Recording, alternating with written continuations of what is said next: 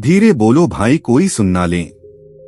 ये बात हम सबके कानों में कभी ना कभी पड़ी होगी और हमारे मुंह से भी निकली होगी। लेकिन सोचने की बात यह है कि यह वाक्य कब कब हमारे मुंह से निकलता है और कब कब हमारे कानों में पड़ता है। क्योंकि ऐसी कम ही गुप्त राज होते हैं जो हम दूसरों के कानों में पड़ने नहीं देना चाहते। अक्सर परिवार में अशांति का कारण हम स्वयं ही होते हैं। हम इस बात को देख पाए भले ना देख पाए, पर यह असल सत्य है। क्योंकि जाने अनजाने मूर्खतावश हम खुद ही अपनी वह बातें दूसरों को बता देते हैं जो हमें कभी नहीं बतानी चाहिए। और वही बातें जो जाने अनजाने में हमने किसी दूसरे के सामने बता दी थी, वही हमारे दुख का कारण बन जाता है, वही हमारे झगड़े का कारण बन जाता है।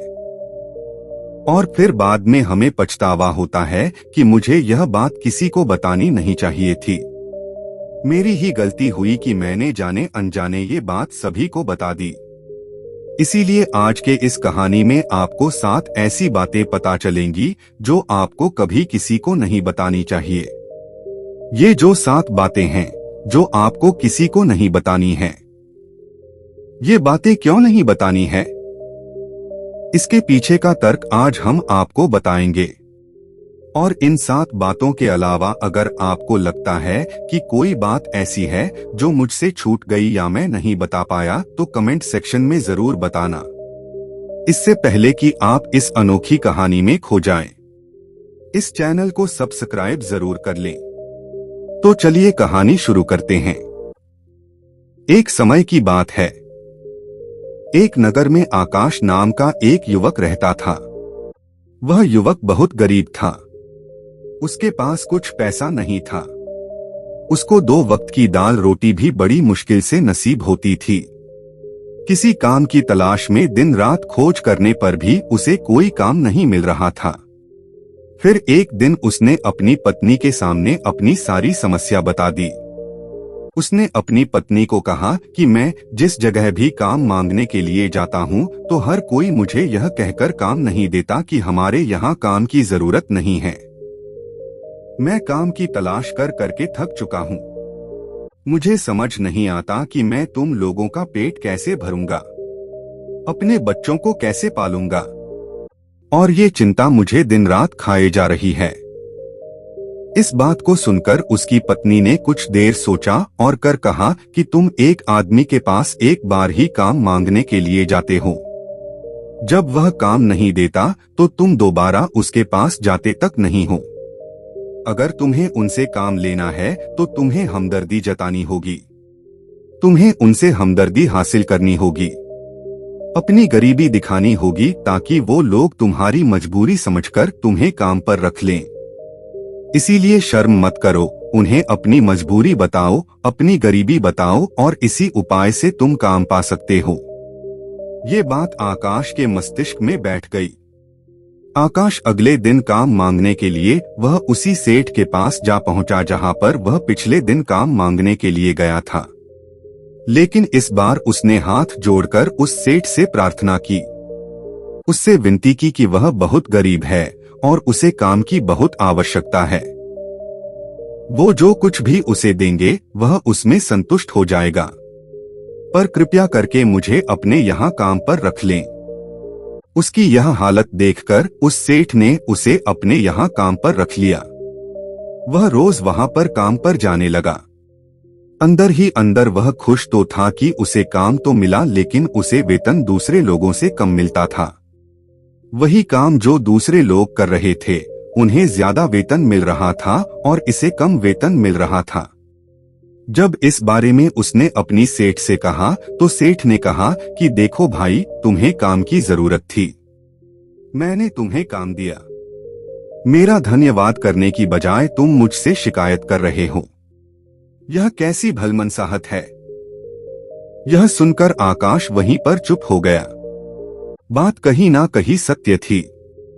सच में सेठ ने तो उसे उसकी मजबूरी के हिसाब से ही काम दिया था और इसीलिए वह उसे अपने अनुसार ही वेतन देता था। लेकिन धीरे धीरे उसने यह बात अपने सगे संबंधियों और अपने दोस्तों को भी बताना शुरू कर दी कि उसका सेठ कैसा आदमी है और उसे कितना वेतन देता है। समय बीतता रहा और आकाश पूरी लगन के साथ अपना काम करता रहा, लेकिन अब परिस्थितियां बदलने लगी थी। सेठ अब आकाश से दूसरे लोगों से ज्यादा काम लेता था और उनसे कम वेतन उसे देता था। ये बात आकाश के मन को बहुत खलती थी। वह दूसरों से ज्यादा मेहनत कर रहा है और उनसे कम वेतन पा रहा है। इससे उसके आत्मसम्मान को बहुत गहरी चोट पहुंची। अब धीरे धीरे उसका मन अपने काम से हटने लगा। उसका मन काम में लगता ही नहीं था। जाहिर सी बात है कि ऐसी जगह है किसका मन लगेगा जहां आदमी को अपने आत्मसम्मान के साथ समझौता करना पड़े। इसीलिए जल्द ही उसने अपना काम छोड़ दिया और वह घर पर आकर खाली बैठ गया।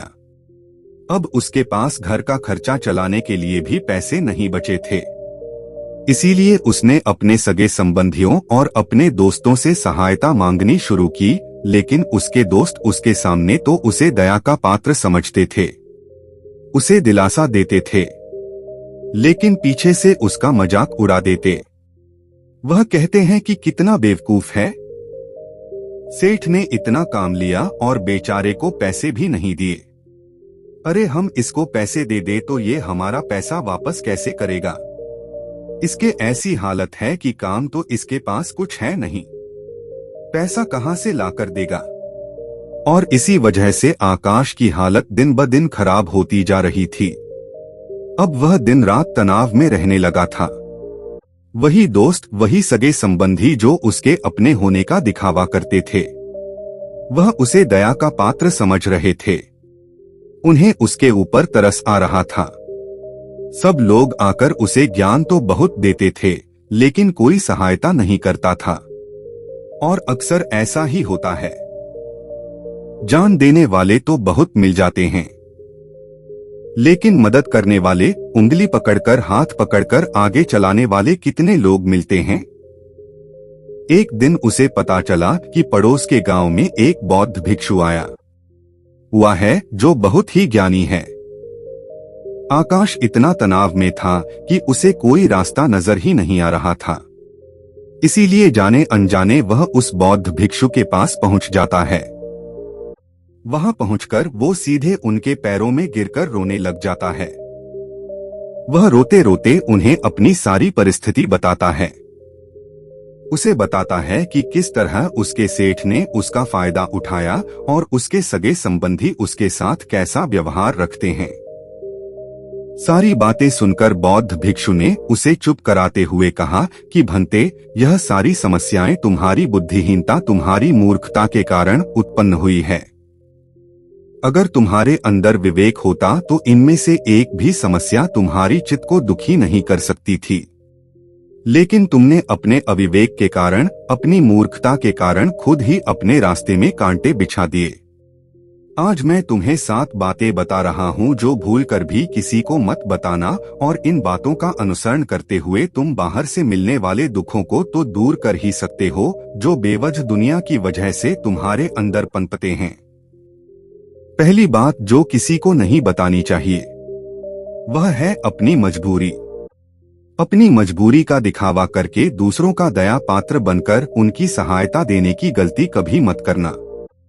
हो सकता है कि आज वह तुम्हारी मजबूरी देखकर तुम्हारी सहायता कर दें, लेकिन कल वह तुम्हारा फायदा उठाने से भी नहीं चूकेगा। और अगर फायदा भी नहीं उठाया तो दूसरों के सामने तुम्हारा मजाक बनाने में वह आदमी कभी नहीं चूकेगा। इसीलिए कभी भी अपनी मजबूरी का दिखावा मत करो। अगर घर में 2 रोटी है, सूखी रोटी है, तो वही खाकर सो जाओ, लेकिन दूसरों को इसके बारे में भनक तक नहीं लगनी चाहिए। जरा आप खुद सोचो, मजबूरी बताने का क्या प्रयोजन होता है एक इंसान का? या तो वह दूसरों से सहानुभूति हासिल करना चाहता है, या उनसे कोई आर्थिक मदद चाहता है। लेकिन अगर दोनों ही परिस्थितियां आप देखें तो दूसरा आदमी आपका फायदा उठाने से नहीं चूकेगा। अगर वह फायदा नहीं भी उठाएगा तो अपनी नजर में तो वह आपको मूर्ख ही समझेगा। बेवकूफ समझेगा और दूसरों के सामने आपका मजाक तो जरूर बनाएगा। इसीलिए अपनी मजबूरी के बारे में कभी किसी को मत बताना। दूसरी बात जो किसी को भी नहीं बतानी चाहिए वह है अपनी अतीत की गलतियां और भविष्य की रणनीति। जरा सोचो कि अगर हम अपने अतीत की गलतियां किसी दूसरे को बताते हैं तो उसका क्या प्रभाव होगा। वह गलतियां ठीक तो नहीं की जा सकती, तो उन्हें बताने का क्या प्रयोजन है जाता है। आप अपने अंधेरे पक्ष को खुद दुनिया के सामने बता रहे हो, खुद अपनी गलतियां दूसरों के सामने बता रहे हो।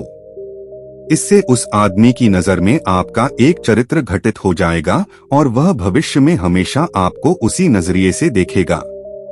इसीलिए किसी भी आदमी की नजर में अपना चरित्र गठित मत होने दो। और जरा सोचो कि आप व्यर्थ में ही अपने भविष्य की रणनीतियां दूसरों के सामने बता रहे हो, जो लोग आपके काम का हिस्सा ही नहीं हैं। उनके सामने अपनी भविष्य की रणनीतियां अपनी डींगे हाँकने का क्या फायदा। वो लोग आपकी सहायता तो नहीं करेंगे, लेकिन आपकी भविष्य की रणनीति में बाधा जरूर बन सकते हैं। आप खुद अपने विवेक का इस्तेमाल करिए और सोचिए कि आपके साथ भी ऐसा हुआ है कि आपने अपनी भविष्य की रणनीति किसी को बताई हो और वह कामयाब ही ना हुई हो। जरूर हुआ होगा, जरा गौर से सोचिए। तीसरी बात जो किसी को नहीं बतानी चाहिए वह है अपने घर की बातें। जो भी हमारे घर के अंदर आपस में बातचीत होती है, हमारे माँ बाप के साथ, हमारी पत्नी के साथ, हमारे बच्चों के साथ, वो बातें परिवार तक ही सीमित रहनी चाहिए। अगर आप इन बातों का दूसरों के सामने ढिंढोरा पीटते हो तो दूसरों को आपके घर में घुसने का एक मौका मिल जाता है और वो इसका फायदा उठाने से कभी नहीं चुकेंगे। वह आपके परिवार के सदस्यों को आपसे दूर लेकर जाने की कोशिश करेंगे। अक्सर ऐसा होता है, हम समाज में देखते हैं कि हम अपने घर के झगड़ों को कम करने के लिए उन झगड़ों को अपने पड़ोसियों और दूसरे सगे संबंधियों को बता देते हैं, लेकिन इससे आपको सहायता कभी नहीं मिली होगी, बल्कि आपके घर की लड़ाई झगड़े और ज्यादा बढ़ गए होंगे। अगर आप अपने माँ बाप की बात दूसरों को बताएंगे तो आपके माँ बाप को बुरा लगेगा ही कि हमारा बेटा हमसे बताए बगैर दूसरों को यह बातें बता रहा है। इसीलिए अपने घर की बातें और अपने घर की लड़ाई झगड़े किसी के सामने मत बताना।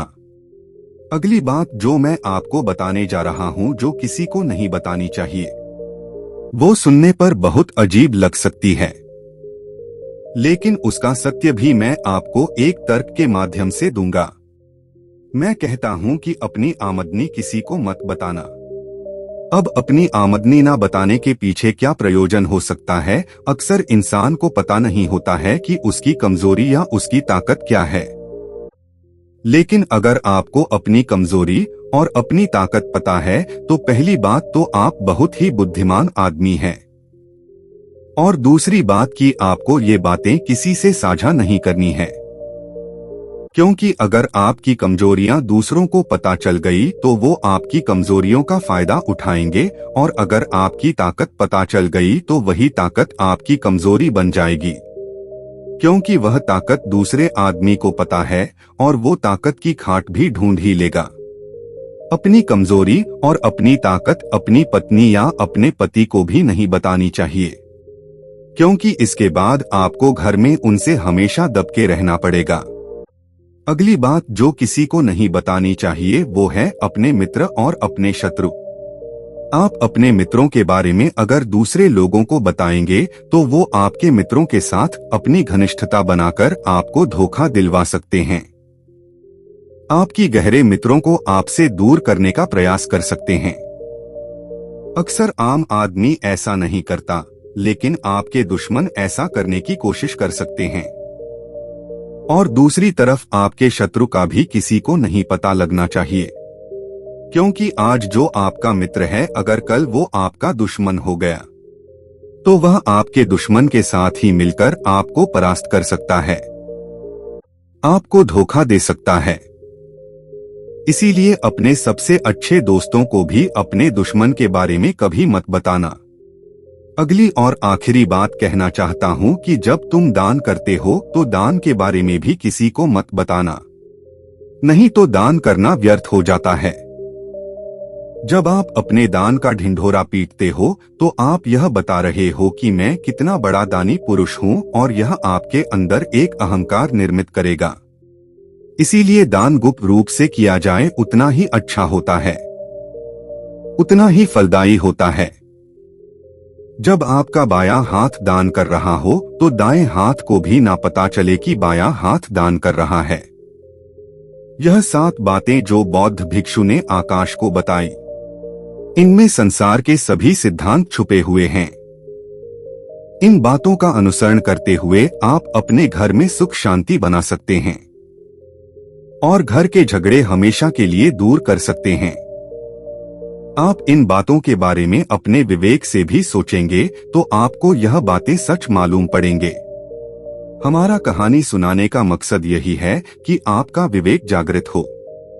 आप खुद उन बातों के बारे में सोचें जो हम आपको बता रहे हैं, और अगर हम गलत है तो आप कमेंट सेक्शन में वह बात जरूर बताएं जिस पर हम गलत है। और इनके अलावा भी अगर आप कुछ जानते हैं तो उन बातों को भी कमेंट सेक्शन में जरूर डालें। तो दोस्तों, कैसी लगी आपको यह कहानी कमेंट सेक्शन में जरूर बताना, और अच्छी लगी तो इस चैनल को सब्सक्राइब जरूर कर लेना। हम मिलेंगे अगली कहानी में। नमस्कार।